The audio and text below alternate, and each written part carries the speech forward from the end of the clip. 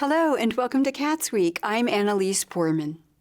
On Wednesday, September 28th, the Bloomington City Council convened to discuss 6 pieces of legislation relating to the 2023 fiscal year. The legislation concerned fixed salaries for city government employees, either union or non-union, 2023 tax rates for Bloomington transportation, the general city budget, and the budget for the management of Bloomington's water utility department. Mayor John Hamilton outlined 3 points regarding how he hopes the budget would be transformative for the city. Just a reminder of the importance of this transformative budget. Truly, we are launching a new era for Bloomington with the Economic Development Local Income Tax and continued American Rescue Plan Act and prospective federal support. I think it is best understood with 3 focal points. First, this budget strongly supports city employees in all government basic services and affirms the central role of great public service. This budget helps us be a workplace of choice for all of our employees. It embodies the notion that we have an ambitious and innovative city government that is an employer of choice, delivering cost-effective, modern services in ways that advance the quality of life for our Bloomingtonians. Second, this budget embraces sustainability, in particular with transformative investments in public transit and our climate action plan. We know this makes a stronger community. It embodies the notion that Bloomington is committed to addressing the climate emergency and building a sustainable, equitable economy.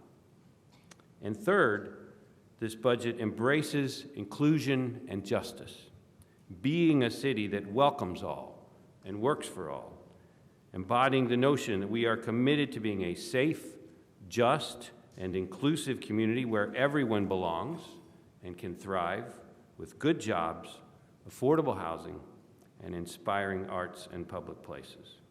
Hamilton spoke about how he believes the budget supports city government employees.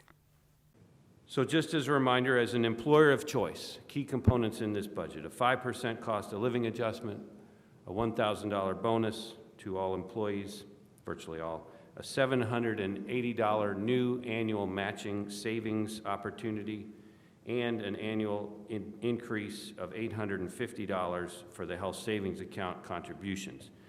Just as an example, a $40,000 salaried worker would receive an additional, through all of those benefits, $4,630, or an 11% plus increase.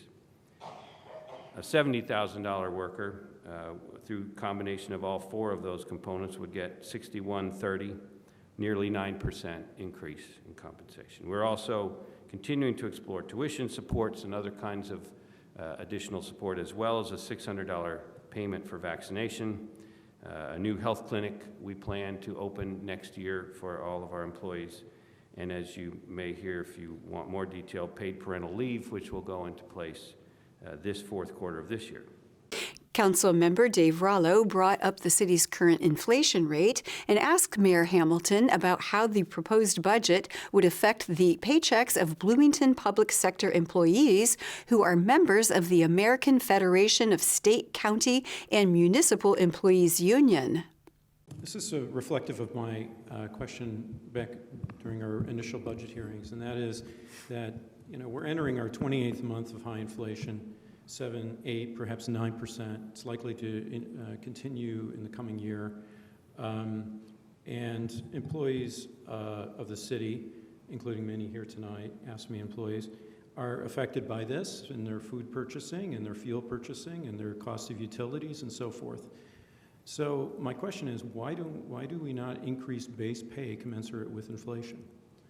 Why, this is where it's hitting people in their pocketbook. They're not able to keep up. So could you explain why we're not doing that?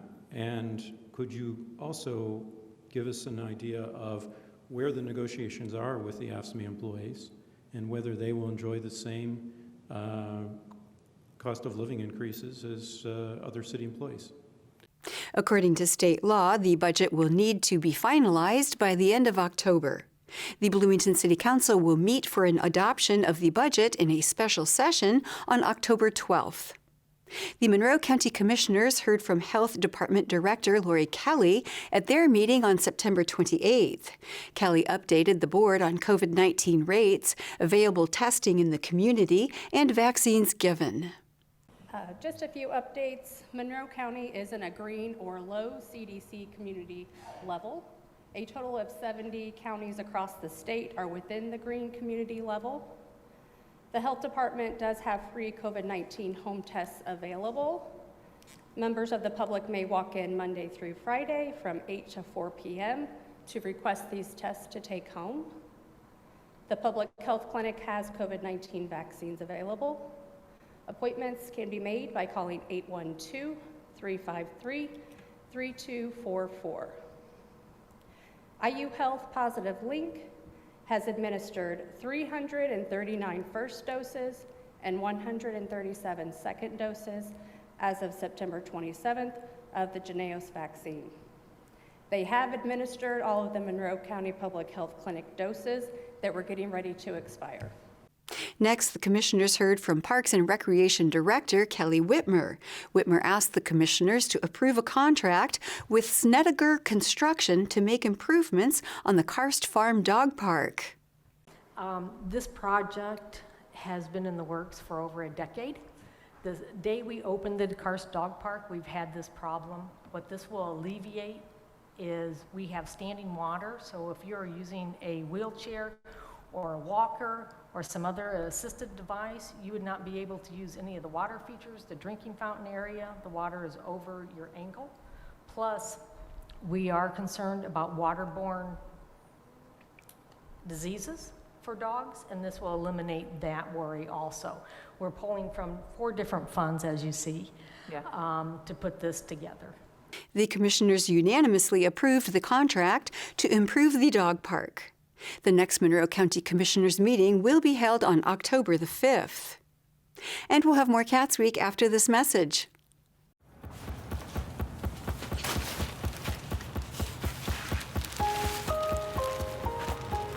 I'm at risk of thinking there's just no point in trying.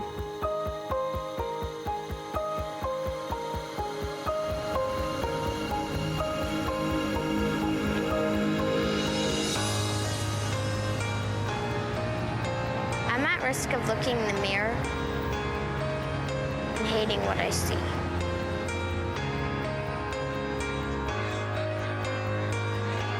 I'm at risk of regretting what I do, just to join the crowd.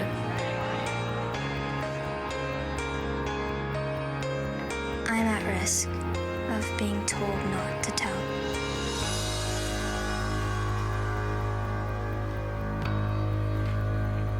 And you would never know it by looking at me. But with Girls Inc. in my corner, There for me, every day. Believing in me. Showing me what's possible. I can be strong enough to respect myself and my body. to say I can rather than I can't, To say no with no apology. To be a leader. to finish school, To own my future. To break the cycle. Girls Inc. believes every girl can succeed. That's why the trained professionals of Girls Inc. are there for our girls every day, supporting, mentoring, and guiding them in a safe, girls-only environment. Building bonds that last for years and change that lasts a lifetime. Girls Inc. gives girls the tools they need to boldly face challenges, to resist peer pressure, to be the first in their families to go to college, to beat the odds.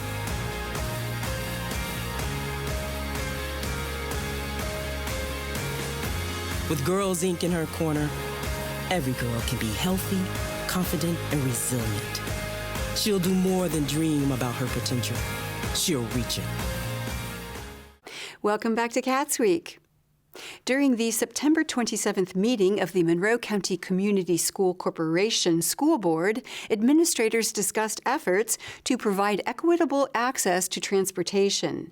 MCCSC Finance Director Adam Terwilliger said that expanding shuttle services and providing on-time transportation are major goals of the school district.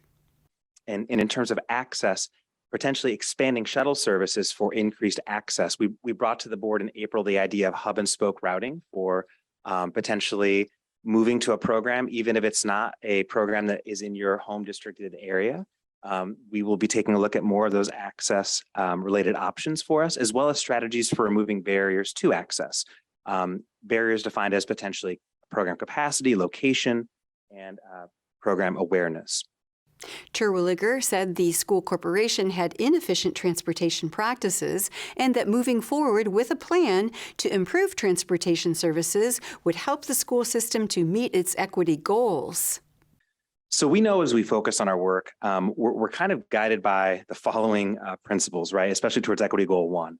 We need to maximize student instructional time. We brought to you, and I'll reshare some of the data we brought to you in April's board meeting, but essentially, we found that we were having very inefficient transportation practices that were not allowing us to have an environment where we had maximized student instructional time. So we know we needed to gain efficient transportation practices to increase access and opportunity to additional student programming. And that's just one key component, one guiding principle that we focus on as we continue our work. He provided some context behind transportation issues that led to multiple delays at the start of the 2022-2023 school year. Terwilliger walked through how the school district has made improvements to address the issue. With a lens back on transportation, just some current realities that help us get an environment where we provide the best opportunity to maximize our student instructional time. So at the start of this year, the 22-23 school year, as the board approved in the April 2022 meeting, a 4-tiered system implemented with, at the start of this year, 85 routes. Employee shortages at the start of this year did lead to multiple delays, we have to acknowledge. However, less delays and less in length than what would have occurred, I need to be remiss if I didn't mention, in a 2-tiered system. And so absolutely, we're in a situation where we're better equipped to handle those delays, even though unfortunately they did exist. Amount of drivers is steadily increasing, as you know, as you approved in a prior meeting. Our CDL incentive program has been fruitful. 68 drivers to start the year and 78 with 5 driver trainees just that do not have their CDLs yet as of September 6th. Excited, and I'll present another slide here coming forward that we have some more in the hopper, so to speak, more in the hiring process. We've increased our transportation office staff to provide more capacity to be able to address needs as they do come in. And I'd be remiss also here if, of course, as I see our director, Mr. Waddell, and of course, our assistant director, Mr. Goodwin here. I mean, we have just absolutely been increasing our staff hours, staff efforts. It's been a team effort, and everyone's pitching in to do the best job possible. Every job has its own situation where there's call-offs, and we've handled those appropriately when they have handled, or driver shortages where they have happened, right? Whether they're in a seat or not in a seat, we're coming together as a team, and we're putting together the best transportation plan we can possibly every single day. Hub and spoke optimization, lost instructional time minimization, of course, are a result of our efforts, but we are focusing on our realities moving forward. At the Bloomington Board of Public Works meeting on September 27th, City Legal Chris Wheeler shared an appeal of a violation located at 530 South Washington Street. Wheeler said the property regularly has trash around that has become a public safety issue and plant overgrowth that has become a public nuisance. Bloomington Municipal Code makes it unlawful for any person to throw, place, or scatter any garbage, recyclable materials, or yard waste over or upon any premises, street, or alley, either public or private. Rubbish by definition in the code includes wood, glass, bedding, crockery, construction debris, and then a nice catch-all phrase of similar materials. Neighborhood Compliance Officer Rob Council gave the board some background on the violation. I can give you a brief synopsis of how this all started. August 1st, I met in person with Mr. Davis to chat in person and see how things were going, see what we could do to maybe get some movement going on the property. I had gotten complaints verbal from different property owners on either side of him about the accumulation of garbage. On the 4th of August, 3 days later, I went back to Joe's property in person with Liz from Planning, Mike from Hand, and Cody from HUD to see if we could offer any grants, funds, or help to tackle this massive project on his hands. A week went by, no movement, no nothing had been done on the property, so I issued the first warning on the 11th. Went back to check a week later and issued the second written warning, and still no movement. And all this time I've been trying to talk to him, see what the city can do to help move this along. On the 7th of September, after weeks of nothing happening, I issued my first written ticket with a fine, and here we are. Board member Elizabeth Karen asked what had prompted the Housing and Neighborhood Development staff to inspect the property. Council responded. In my neighborhood compliance job, I run into a lot of neighbors. This one was brought up by a neighbor on the same block. Okay. When I went to issue them a grass ticket, they said, well, why are you giving me this grass ticket when you guys aren't doing anything about this? And he pointed towards Mr. Davis's property. Okay. Board President Kayla Cox-Deckard said that the appellant informed the board they had removed some of the noxious plants and asked council if he had seen any proof of that. There has been a little bit of progress as far as the removal of the noxious plants. Yesterday I did still spot Japanese knotweed and poison ivy on the property, and there are photographs of that included as well. The appellant, Joseph Davis, spoke explaining how he has acted throughout the process of receiving a violation notice. I would like to take issue with several statements that were made by Rob Council. First off, on August 1st, yes, it's true, he did come out and visit with me, and then 4 days later, he did bring out several other workers from Hand. And from the get-go, I spoke with every one of them, and I said, hey, this is a big project. This is a process. I wish to work with you. I wish to have accountability partners, but I need you to direct me. You can't make nebulous statements without specifically directing me. So Rob said, okay, all right, I tell you what. First thing you need to do is get rid of this poison ivy and some of the knotweed and address the things in front of your house, and we'll start there. So I did so. He ended up coming back, and I saw him pull up, and I ran up to him and I was like, Rob, you got to tell me what Japanese knotweed is. Well, he didn't proceed to tell me what Japanese knotweed was, but he did proceed to tell me how next I needed to focus on my front porch. So then for the next couple of weeks, I focused on clearing things off the front porch and processing them, and in general, trying to address the curb appeal of my property from the front, as that was what I understood that are where I should be directing my efforts. And Rob did say that I'm going to come back in 1 week and follow up with you and give you feedback, because I expressly asked for feedback through this process so that I could make sure that I was on track. Rob never showed up, and even after I left a phone message with him, either on that following day, Friday, or on Monday at the beginning of the week, it's like, hey, dude, where were you? I worked so hard. I wanted to show off what I've accomplished, and you never showed up. And then several days later, I received these fines. Davis asked the board to appeal the violation so he won't have to pay a fine rather than pay to fix the property. If I have to spend money on fines, which could be going toward the construction of a garage and back, which will house many of these items, that's only injuring my ability to succeed. Can you please understand this? Maybe I'm unconventional. Yes, that's true. But I still have a right to live a peaceful existence and improve that as I am able. So please grant me another opportunity to demonstrate my progress. That's all I wish.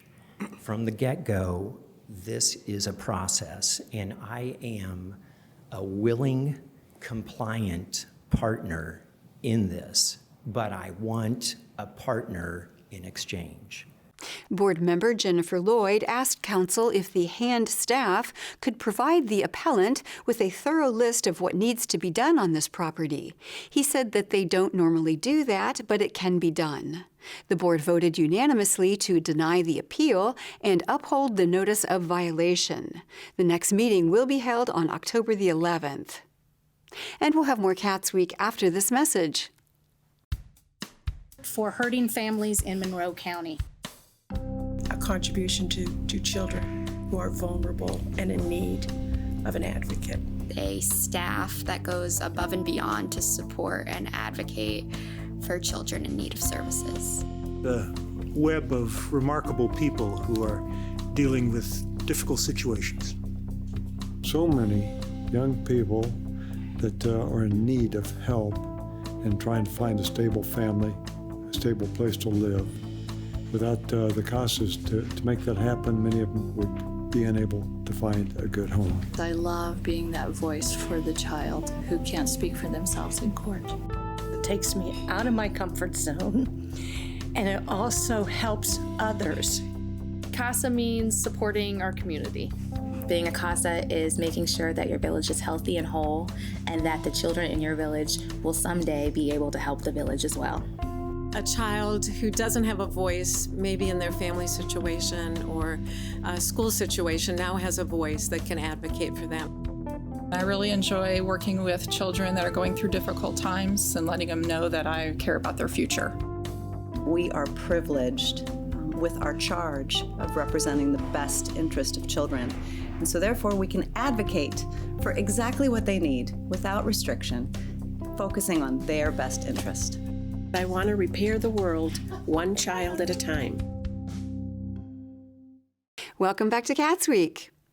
At the Ellisville Town Council meeting on September 26th, Council member Scott Oldham introduced a request to the council about the Youth Sports League. Oldham explained that the league has asked the town to take on the responsibility of the league by forming a new league. We have been asked by concerned folks to basically form and run a youth sports league, basically mimicking the current youth sports league that is undergoing some trials right now and some tribulations. And they think, and I'll be honest with you, I want to think Jimmy thinks, that this is not only a appropriate place for the town to be involved, but I think it's needed. If you look at the history of that organization as well as it's done over the years, and it's done magnificently over the years, it has been a very rocky road for them. It has been a very rocky road for a number of parents, rocky road for kids.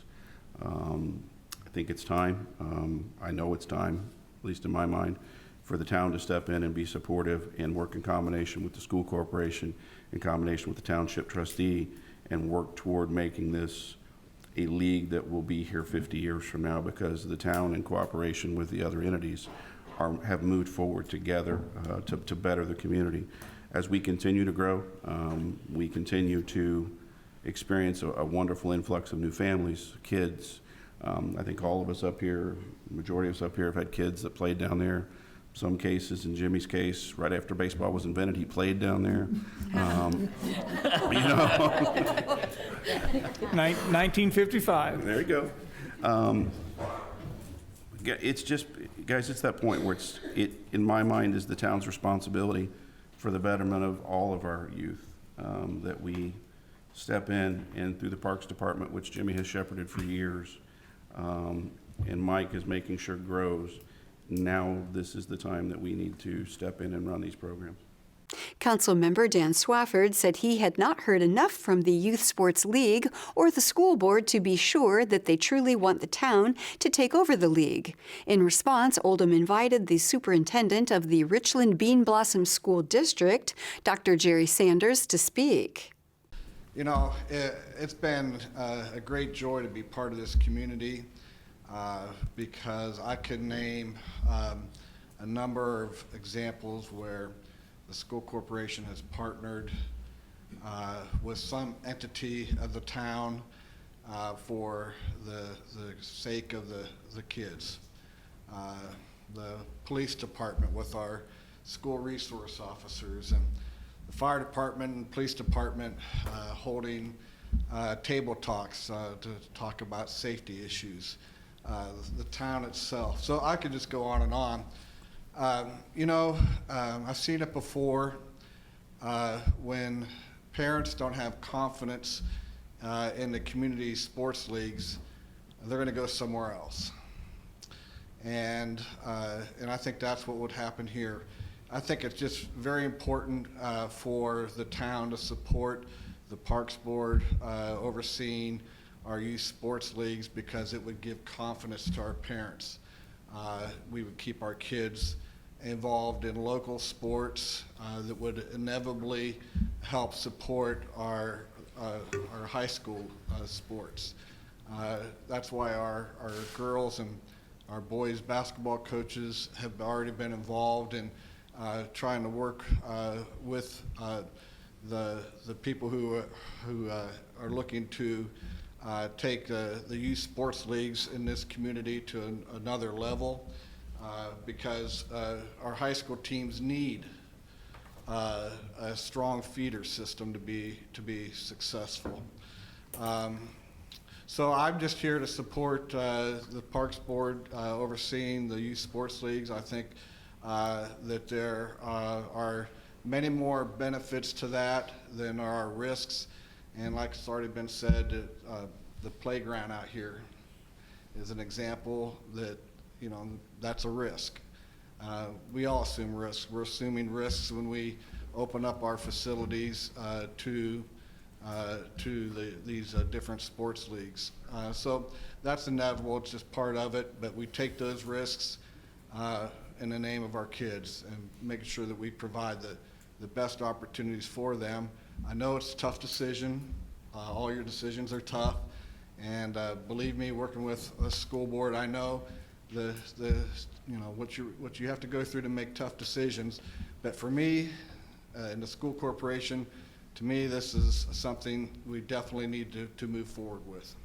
Ellettsville resident Jerry Hash spoke, saying that the sports in Ellettsville made a huge difference in his life. I have no dog in the fight with this one, but I will tell you, I grew up in Ellettsville. I love this town. When I bleed red, black, and white. And reality for me is I grew up in a trailer park. And you know what us kids did? Because I hear us talking a lot about, well, what's this formality and what did this board say and what's the insurance thing? And I get that. Those are all things that you guys deal with because you got the expertise in that, which is great. But I don't hear a whole lot about, if this is about the kids, I've not heard a whole lot about the kids, and if it's truly something you want to do for your kids or other kids, then like the other fellow said, or the gal said, you could find a way. But I know that when I grew up, we had nothing to do, so guess what? My best friend ended up in prison.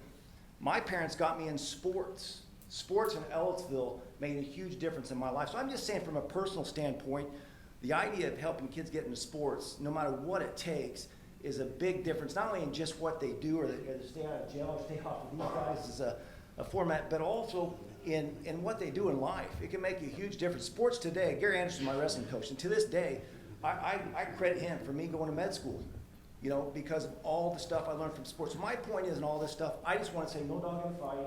I got no political agenda on any of this stuff, but reality is sports can make or break a kid and really change the environment and what people look at when they come to Ellettsville.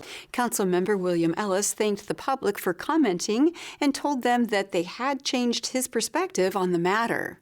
The council voted unanimously to direct the Parks and Recreation Board to form and run a youth sports league.